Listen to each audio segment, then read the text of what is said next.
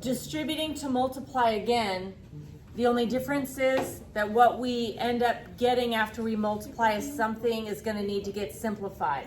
So let's take 3 square root of 5 times root 15. So remember, that's kind of like 3 times 1 and root 5 times root 15. Okay, so 3 and then root 5 times root 15 is root 5 times 15. Those radicands get multiplied together. Okay, then 3 root 5 times root 6. Positive times positive is positive. And then when we go to multiply 3 times root 5 times root 6, we're going to end up with 3. And then the roots multiplied together, the 5 times 6 go underneath the same root.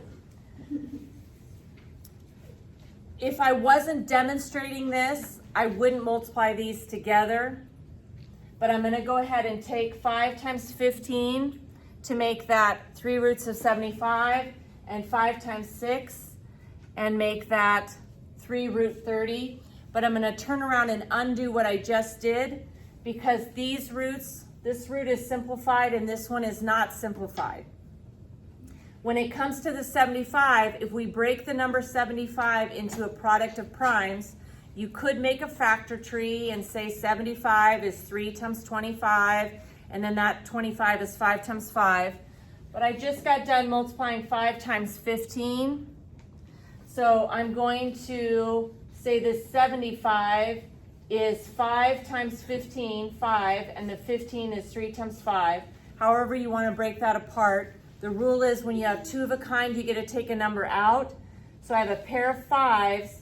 So a single 5 is going to come out front, and it's coming out front with a 3 that's already there. What's still trapped underneath is the number 3. Okay, so I have the original 3, 2 of a kind, so 5 came out, that 3 is trapped, and 3 times 5 is 15, so I have 15 roots of 3. This particular root doesn't simplify any further. I know that by looking above, because 5 times 6, that 6 is 2 times 3. I'm not going to end up with 2 of a kind. I went ahead and expanded it just to emphasize that the 30 is 2 times 3 times 5. We do not have 2 of a kind, so I'm going to put that back together and then just bring it down, and that's my final answer. Okay, so one more. I'm going to take 8 root 6 times root 7. And so then that is 8 times root 6 times root 7. And root 6 times root 7 is root 6 times 7. And then distribute. So positive times negative is going to give me a negative. And then I have 8.